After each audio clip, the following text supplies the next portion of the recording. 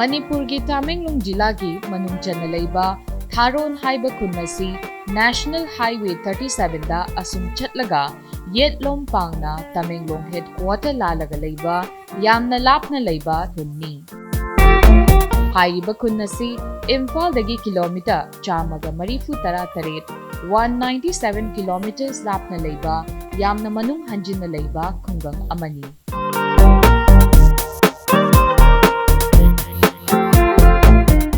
Khunna sida fazaraba mafam kaya lei haiba mafam singadu maruoina Tharon Waterfall adu yengsilunaba handak aikoi gi DD Manipur gi timna mafam adu tamna changsinki.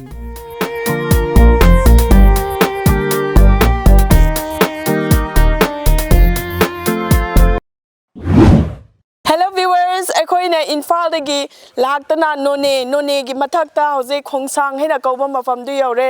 ai gi right rom da changki basina jiri do yogado bani aduga street changki basina Tamenglong district yogado bani akoina Tamenglong district ki manung changna leiba Tharon aduda yauraga akoi gi panthung pham yogado bani mayam lapani na chatna ba tawresi come on.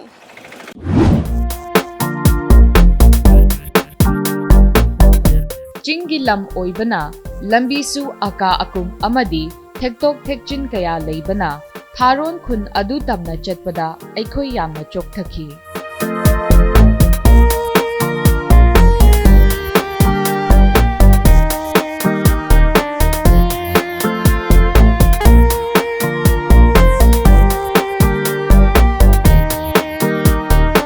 Aikhoi gi team Tamenglong town yoraba matung Koilas thadaba lambida amuk chatki.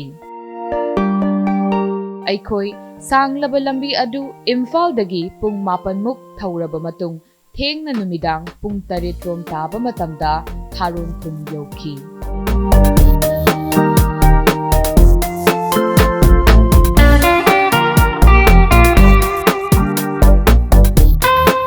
Aikhoi wabana loina chokharaduna nungdang aduk mungai na pothaki.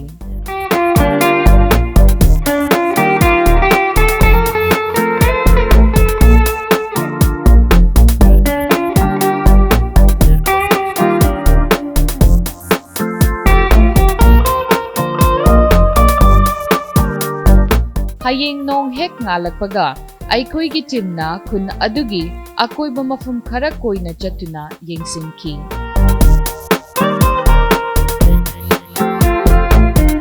Tharon haina kauba khun asi liangmai kauba chingmi furupna khunda leitaba yamna manung hanjina leiba chingi khun amani.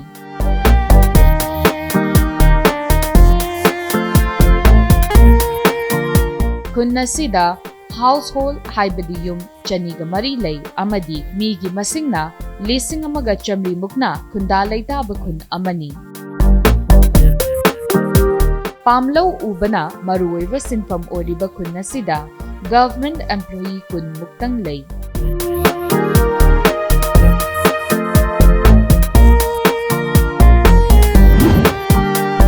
Khunna sida government school mari lei amadi Ojasu mari khaktang leibana mahai masing tambagi lamdasu yamna sothana leihori. Khunna sigi thakna chanaba isingi lamdadi thoina awaba leite.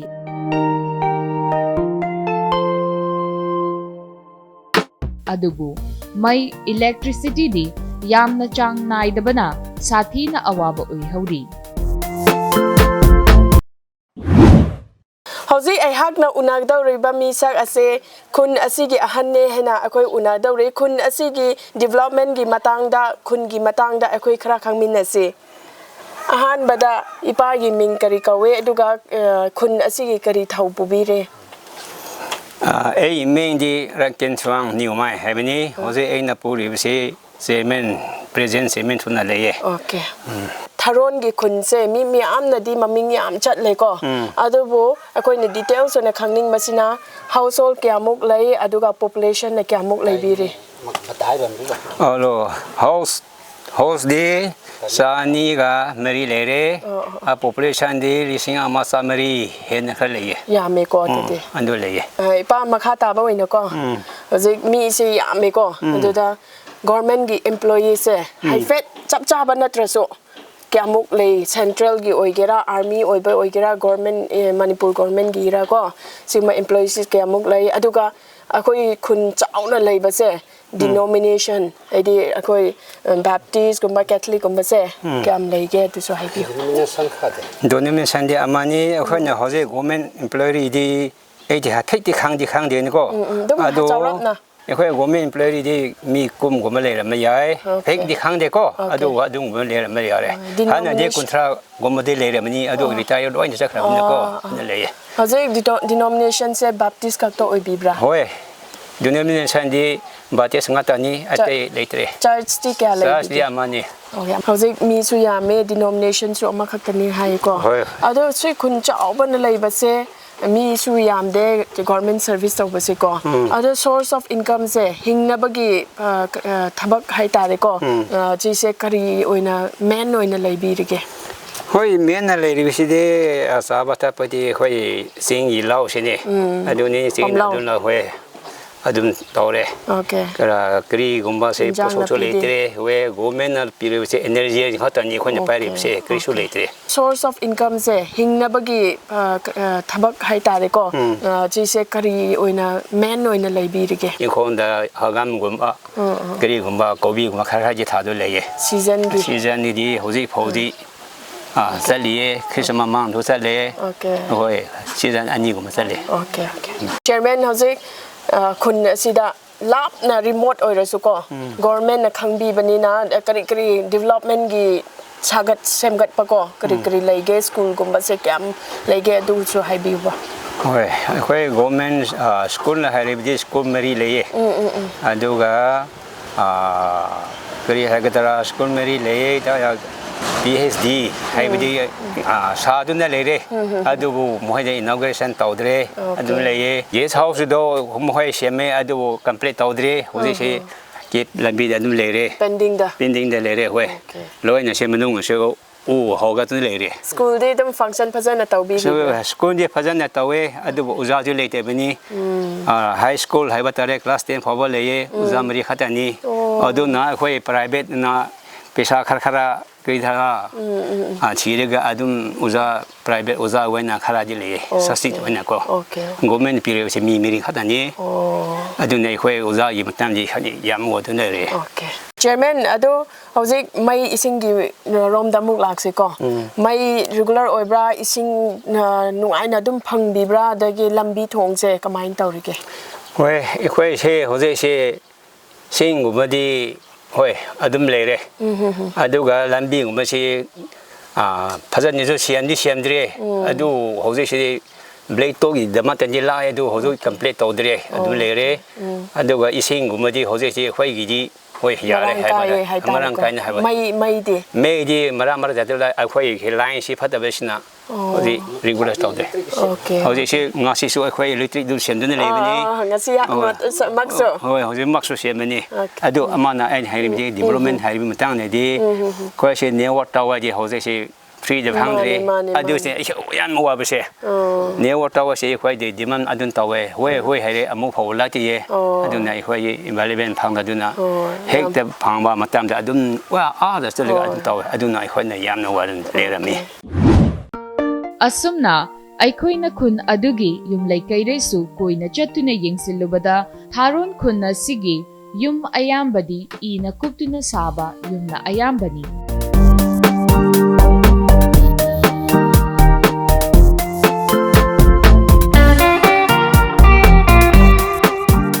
amadi yum sing asigi faklangsu wana saba faklangna ayamba ulna leihuri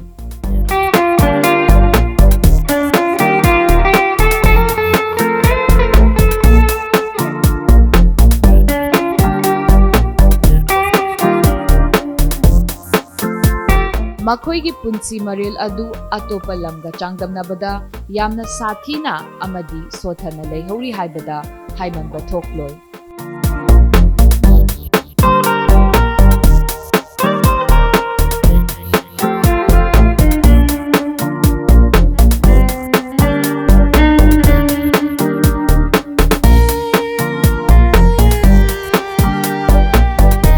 asumna lambi thonggi awaba kaya su leihoriba khun asida mobile network amata leihaude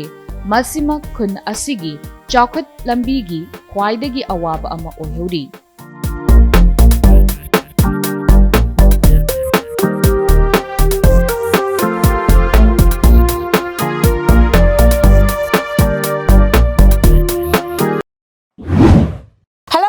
Hauzik akhoi leizari mafam ase Tharon haina kauba khun adudani Tamenglongdagi yam manung changna changsinba khun amani masida akhoina lakpagi maramdi makhoida leiba yamna phajakraba ising chaibi waterfall alang takhau haina kauba waterfall adu akhoi yengba chatminagani adu mayam so loiba phau yengbiyo kamaina leirige kayam phajarige kayam wange habda akhoi punna chatuna yengmerasi. Let's go and explore waterfall ising chaibi.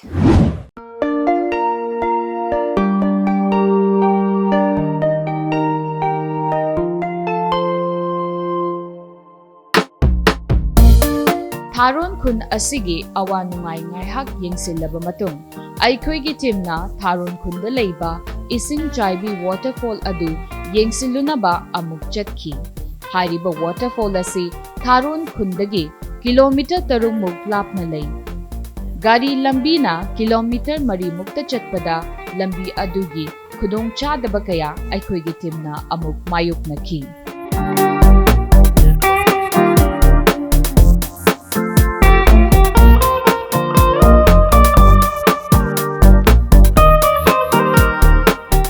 gari lambi na kilometer mari muk chatpada lambi adugi khudong chadaba kaya aikhoigi teamna amuk mayuk nakhi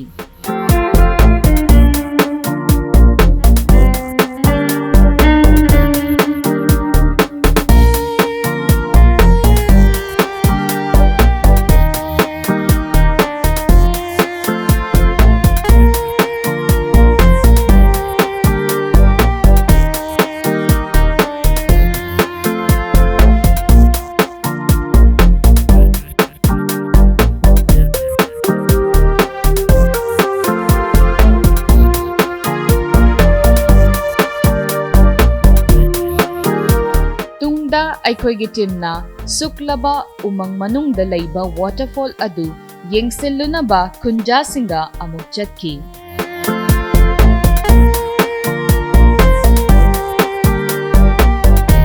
chingi yamna manung changsillaga leiba mafam oibana aikhoina madu tamna chatpada sathina awaba oikhi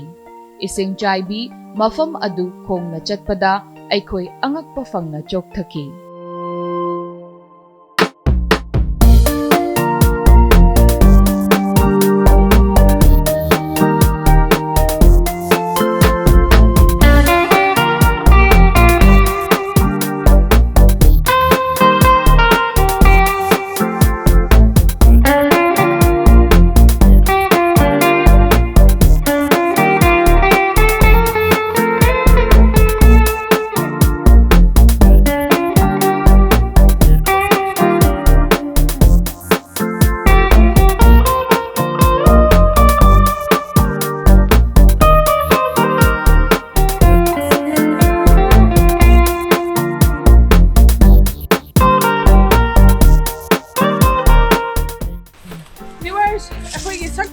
Mani khoi kiam wai heba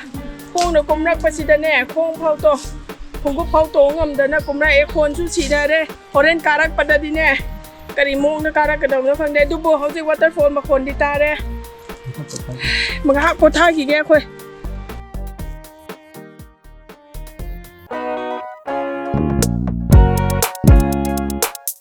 kilometer animuk hena khong na wana changsilaba matung kona thangda aikoina yamna fajaraba mitna yengbada penba naidraba Tharon Waterfall ising chaibi adu yauki viewers aikoina Tharon khundagi kilometers mari mo gari na la e aduga khongdana aikoi pungkhai mo yam no wa na la e adubo hojik yaurapa kansida alang takhau haina ising chaibi leibase miyam na su uram ngani kya phajage haibado mai mathon se ama ani ahum ta na leye mayam ising su kya phajana ta ge ma khoi gi ꯏꯁꯣꯔꯒꯤ ꯈꯨꯠꯁꯦꯝꯒꯤ ꯐꯖꯕꯁꯦ ꯑꯩꯈꯣꯏꯁꯨ ꯌꯦꯡꯃꯤꯟꯅꯁꯦ come on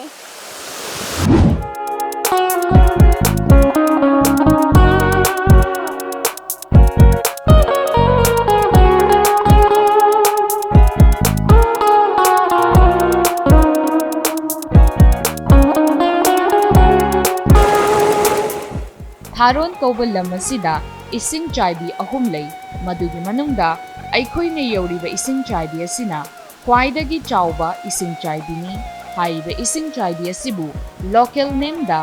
ꯑꯂꯥꯡ ꯇꯥꯈꯧ ꯍꯥꯏꯅ ꯈꯪꯅꯩ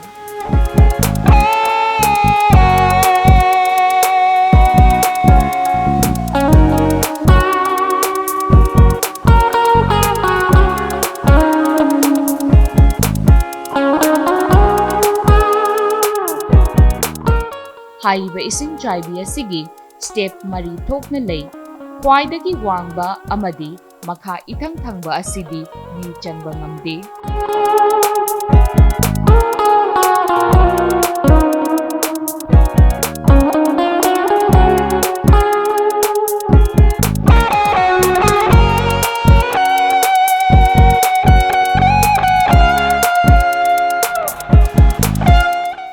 ꯑꯂꯥꯡ ꯇꯥꯈꯧ ꯏꯁꯤꯡ ꯆꯥꯏꯕꯤ ꯑꯁꯤꯒꯤ ꯏꯁꯤꯡ ꯑꯁꯤ ꯀꯨꯝ ꯀꯥꯡꯗꯅ ꯃꯔꯥꯡ ꯀꯥꯏꯅ ꯏꯁꯤꯡ ꯂꯩ ꯑꯗꯨꯃꯛꯄꯨ ꯅꯣꯡꯖꯨ ꯊꯥ ꯃꯇꯝꯗꯗꯤ ꯏꯁꯤꯡ ꯆꯥꯎꯅ ꯆꯦꯟꯊꯕꯅ ꯌꯦꯡꯕꯗ ꯐꯖꯕꯅ ꯑꯉꯛꯄꯒꯤ ꯉꯝꯈꯩ ꯂꯩꯇꯦ ꯍꯥꯏꯅ ꯈꯨꯟꯖꯥꯁꯤꯡꯅ ꯐꯣꯡꯗꯣꯔꯛꯈꯤ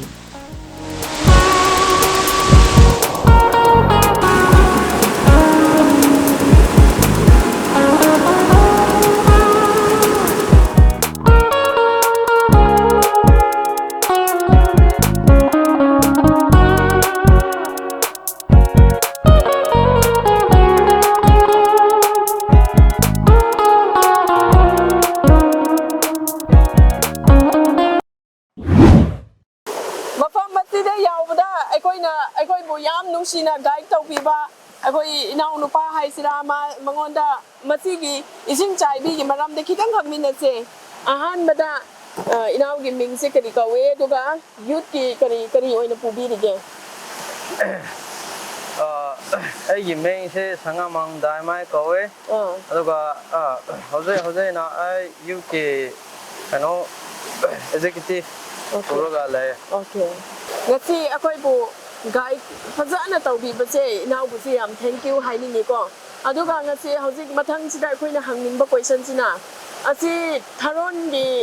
ꯃꯐꯝꯁꯤꯗ ꯏꯁꯤꯡ ꯆꯥꯏꯕꯤ ꯋꯥꯇꯔꯐꯣꯜꯁꯦ ꯀꯌꯥꯝ ꯂꯩꯒꯦ ꯑꯗꯨꯒ ꯑꯁꯤꯁꯤꯅ ꯀꯃꯥꯏꯅ ꯃꯥꯒꯤ ꯐꯖꯕ ꯑꯗꯩꯗꯤ ꯋꯥꯡꯕ ꯆꯥꯡꯁꯤꯗ ꯀꯔꯝꯕ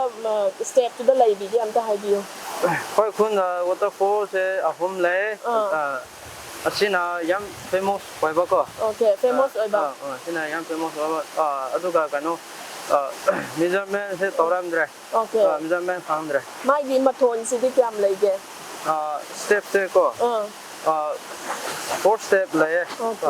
ꯍꯧꯖꯤꯛ ꯋꯥꯇꯔꯐꯣꯜꯁꯦ ꯌꯥꯝ ꯐꯖꯅ ꯂꯩꯕ ꯍꯥꯏꯗꯤ ꯃꯊꯣꯟꯒꯁꯦ 2, 3, 4 ꯌꯧꯅ ꯂꯩꯌꯦ ꯍꯥꯏꯀꯣ ꯑꯁꯤꯁꯤꯗ ꯑꯩꯈꯣꯏꯒꯤ ꯃꯃꯥꯡꯁꯤꯗ ꯚꯤꯖꯤꯇꯔ ꯍꯥꯏꯁꯦꯒ ꯚꯤꯖꯤꯇꯔꯁꯦ ꯀꯌꯥꯝ ꯂꯥꯛꯀꯦ ꯑꯗꯨꯗꯒꯤ ꯄꯔ ꯍꯦꯗꯇ ꯀꯌꯥꯝ ꯂꯧꯒꯦ ꯍꯥꯏꯕꯗꯣ ꯍꯥꯏꯕꯤꯌꯨ ꯅꯍꯥꯟꯗꯤ ꯌꯥꯝ ꯂꯥꯞꯄꯦ ꯑꯗꯨꯒ ꯍꯧꯖꯤꯛꯁꯦ ꯃꯩꯇꯩꯒ ꯀꯨꯀꯤ ꯏꯔꯥꯡ ꯊꯣꯛꯄꯅꯤꯅ ꯑꯗꯨ ꯃꯤꯗꯤ ꯋꯥꯠꯂꯦ ꯈꯔ ꯋꯥꯠꯂꯦ ꯑꯗꯨꯒ ꯄꯔ ꯍꯦꯗꯇ 30 ꯂꯧꯋꯦ 30 ꯂꯧꯋꯦꯕꯀꯣ ꯒꯥꯏꯗꯀꯤꯗꯗꯤ ꯂꯧꯕ꯭ꯔꯥ ꯀꯃꯥꯏꯅ ꯇꯧꯒꯦ ꯒꯥꯏꯗꯀꯤꯁꯦ ꯇꯣꯉꯥꯟꯈ꯭ꯔꯦ ꯑꯃꯨꯛ ꯇꯣꯉꯥꯟꯈ꯭ꯔꯦ ꯑꯣꯀꯦ ꯏꯅꯥꯎꯁꯦ ꯀꯩꯅꯣꯝ ꯌꯥꯝ ꯐꯖꯅ ꯂꯩꯔꯦꯀꯣ ꯑꯗꯨꯕꯨ ꯂꯝꯕꯤ ꯊꯣꯡꯒꯤ ꯃꯇꯥꯡꯗ ꯑꯣꯏꯒꯦꯔꯥ ꯑꯗꯩꯗꯤ ꯚꯤꯖꯤꯇꯔꯒꯤ ꯀꯟꯚꯤꯅꯤꯌꯟ ꯑꯣꯏꯅꯕꯒꯤꯀꯣ ꯑꯗꯨ ꯒꯣꯔꯃꯦꯟꯠꯀꯤ ꯁꯥꯏꯠꯇ ꯍꯥꯏꯗꯤ ꯍꯦꯟꯅ ꯆꯥꯎꯈꯠꯅꯕ ꯑꯩꯈꯣꯏꯒꯤ ꯆꯤꯡꯒꯤ ꯂꯝꯁꯦ ꯆꯥꯎꯈꯠꯅꯕ ꯀꯔꯤ ꯒꯣꯔꯃꯦꯟꯠ ꯁꯥꯏꯠꯇ ꯅꯣꯏꯅ ꯃꯇꯦꯡ ꯀꯔꯤ ꯅꯤꯖꯅꯤꯡꯉꯦ ꯑꯩꯈꯣꯏꯅ ꯄꯥꯝꯕꯁꯦ ꯈꯨꯟꯗꯒꯤ ꯂꯝꯕꯤꯁꯦ ꯌꯥꯝ ꯀꯩꯅꯣ ꯐꯍꯟꯅꯤꯡꯉꯦ ꯑꯗꯣ ꯈꯣꯡꯅ ꯆꯠꯄꯁꯦ ꯌꯥꯝ ꯅꯨꯡꯉꯥꯏꯇ꯭ꯔꯦ ꯂꯝꯕꯤꯁꯦꯀꯣ ꯌꯥꯝ ꯅꯨꯡꯉꯥꯏꯇ꯭ꯔꯦ ꯌꯥꯝ ꯄꯤꯛꯄꯅꯤꯅ ꯑꯗꯨꯒ ꯌꯥꯝ ꯗꯦꯟꯖꯔꯁ ꯑꯣꯏꯌꯦ ꯀꯣ ꯑꯗꯨꯒ ꯑꯅꯤꯁꯨꯕꯗ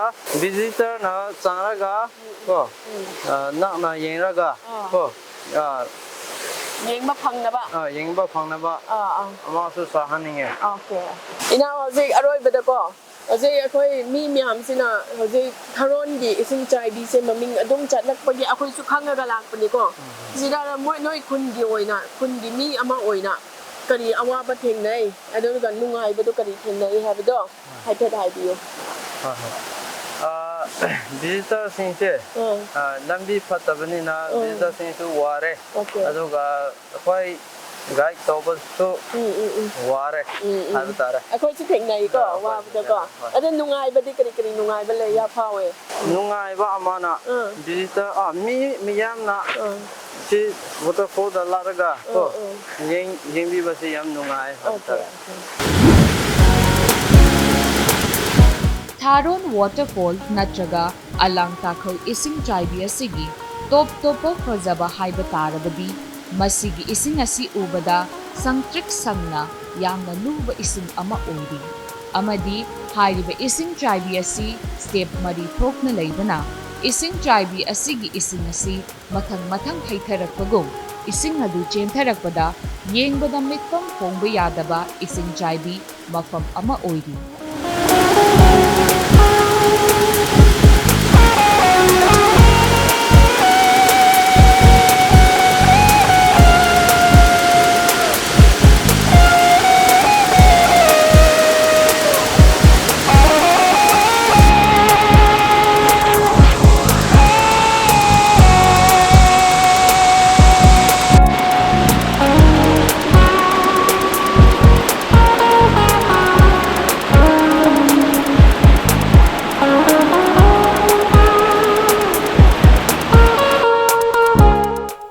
Asuk fazaraba Iswar magi khutsemse urubada kana amatana ngaktaba ngamloi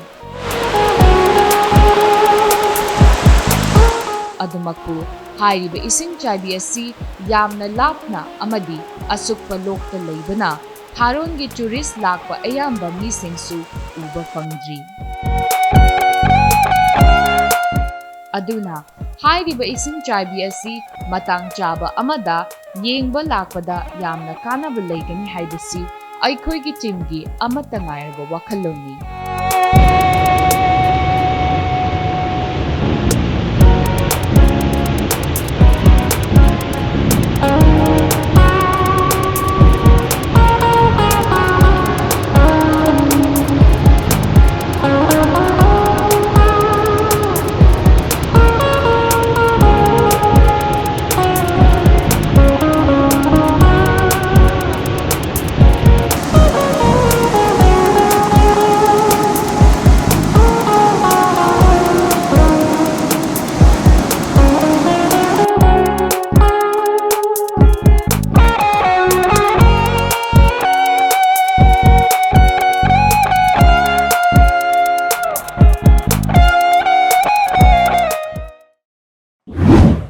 Chairman hausi aroi bawi na ko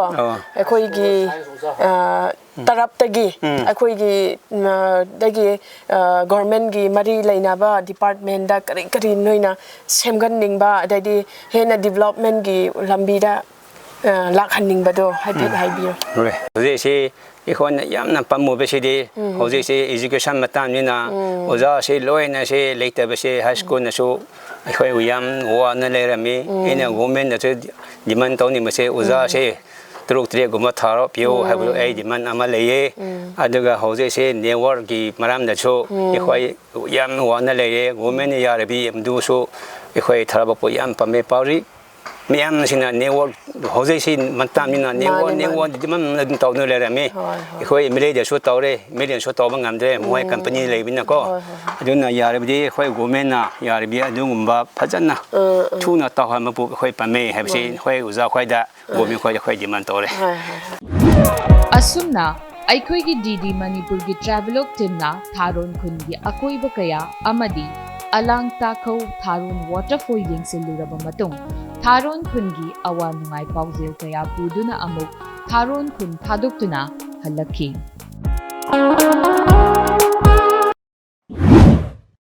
Didi Manipur gi Travelogue team na ngasi Tamenglong district ki manung chan na laiba Tharon da laktuna a trip to Tharon Waterfall haiba program ma puthok chakre adu khakta natana maru yam oiba makhoi gi yumlai kailai amasung moi gi khun sida development gi adai award apa kaya yang singre ngasi gi oina de akhoi gi thoram matang sida loisin jare mathang gi episode su nungai nungai ba program pudan lak chage till then bye bye